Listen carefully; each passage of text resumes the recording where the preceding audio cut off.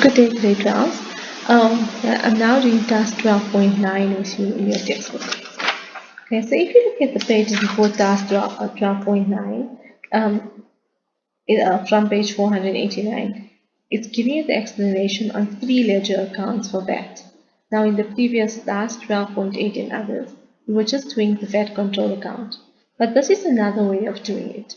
Now, this is more for extension, so it's actually 12.8 and those other exercises were more important than these exercises. In exams, you can either do it this way or you can do it that way. Most learners prefer just 1 ledger account instead of 3, but we must explain it to you so that you know how to do it. So if you look on page 489, it gives you an explanation of what the VAT input account is, what the VAT output account is, and what the VAT control account is.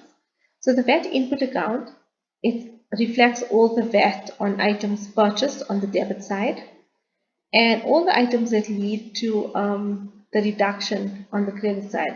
So that means that when goods are returned or anything like that. The VAT input account is regarded as an asset, and then the VAT output account is all the VAT on sold items, and then also things like returns and drawings, etc. that affect it. Okay, and the VAT output account is regarded as a liability. Then at the end of the month or the period or whatever, the VAT input and VAT output accounts are transferred to the VAT control account. Now, in the previous example, we were just recording all the transactions in the VAT control account, but this is just a different way of doing it. Yes, let's get into task 12.9 and you can see that happening. So in number 1, you've been given some balances for the VAT output and the VAT input account. Now, VAT output is a liability, so please make a note of that in your workbook. That means the balance will be brought down on the credit side. Okay, and that's 4320.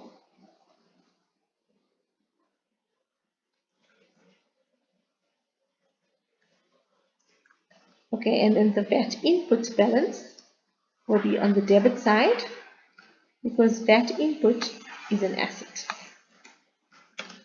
or treated as such. And the balance brought down in the VAT input is 2,300. Okay, then the first, number 2, cash sales exclusive of VAT, 24,500. So this is the VAT on sales, so it's regarded as VAT output. It increases the VAT output, so we're going to put it on the credit side.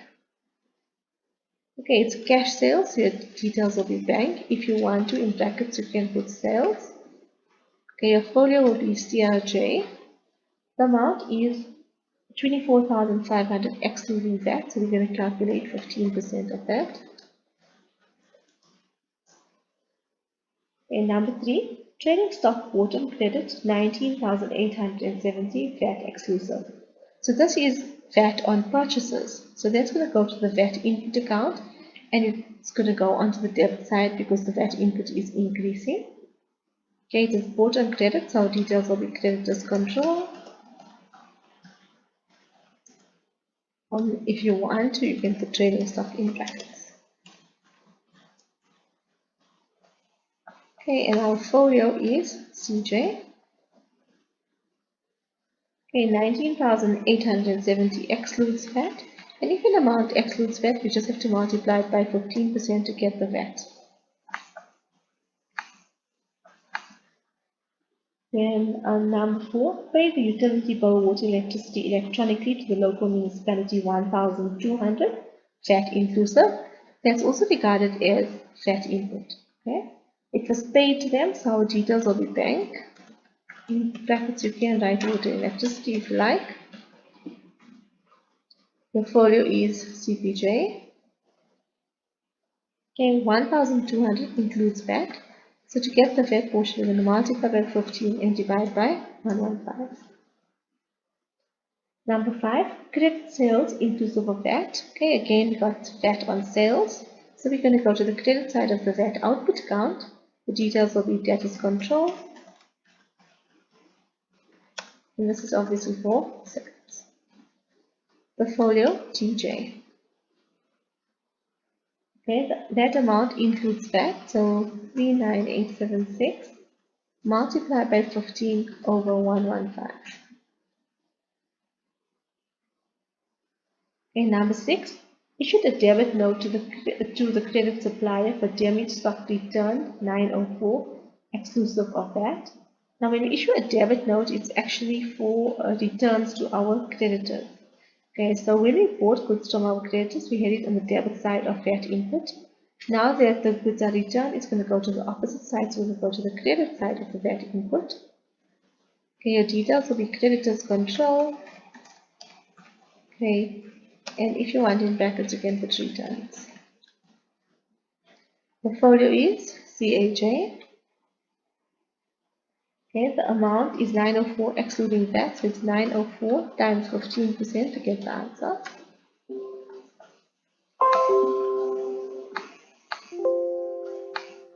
Okay. Then number 7, use petty cash funds 448 Rand inclusive to buy trading stock. So they bought trading stock, but instead of paying for it out of the bank account, they used the petty cash. Okay. Now this is trading stock if you want in brackets. It comes from the petty cash channel, so PCJ. 448 then includes VAT, so you're going to multiply it by 15 and divide by 115. Then number 8, issued a credit note to debtors for unwanted stock return 1238 VAT inclusive. Now when the goods were purchased by the debtors, it is recorded on the credit side of the VAT output. When the goods are returned, it will go to the opposite side, so it will be on the debit side of the VAT input. So on July the 31st, okay, your details will be debtors control. You can write returns in brackets. Okay, that's only from the DAJ. Okay. Okay, 1238 includes VAT. We say 1238 times 15 over 115.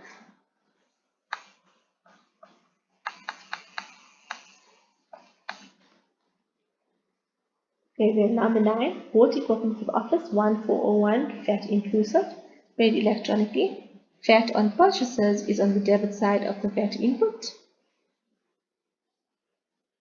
Okay, we paid for it, so the details will be bank. This time it's for equipment. Okay, CPJ, the amount includes VAT, so we'll say times 15 over 115.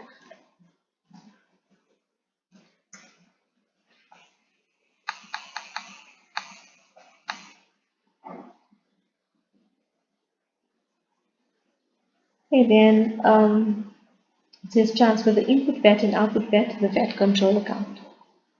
Okay, so what we need to do in order to do that is we need to look at these ledger accounts and basically close it off to the VAT control account. So if you look at the VAT output account, because VAT output is a liability, the credit side is always going to be bigger. So we're going to put that total on both sides.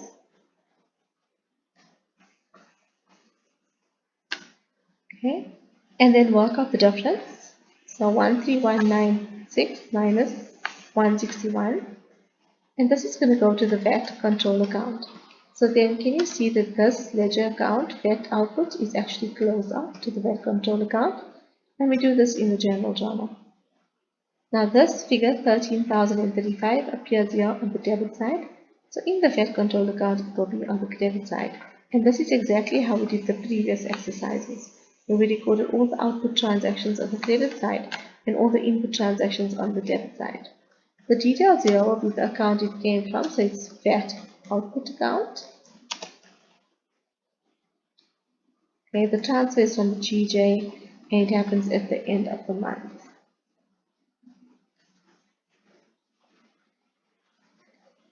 Okay, then we're going to do the VAT input account. Now the VAT input is an asset, so the debit side is always bigger. So you're going to put that answer in on both sides and again close it off to the VAT control account.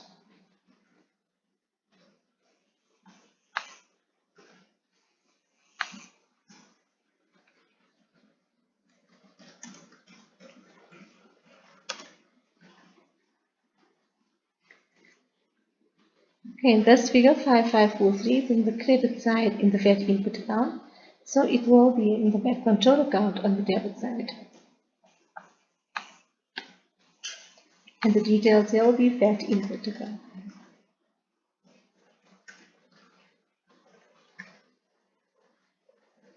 Okay, from the GJ on July 31st.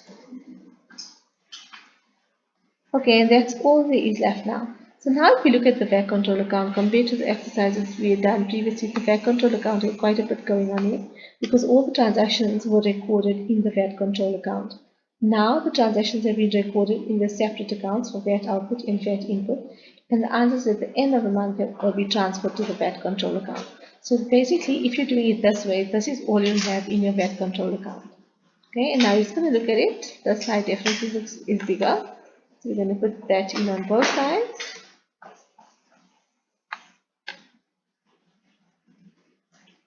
Okay, and subtract. Okay, and we're just going to say balance. Carry down. And then on August the 1st, balance will be brought up.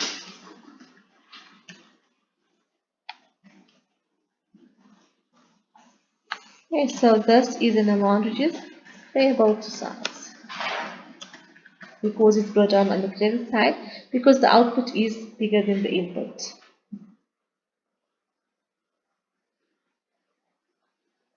Okay, just ask this question here. If they then said that the amount owing to SARS was paid on the 5th of August, so the same balance 7492 would come out here to the debit side. Our details would be bank, folio, CPJ, and the date would be August the 5th. And that's how you would then carry on then continue with the amounts, right? We could also then close it off if we wanted to. Okay, so that's the last part was just of the question, but there you go. Okay, thank you. Bye.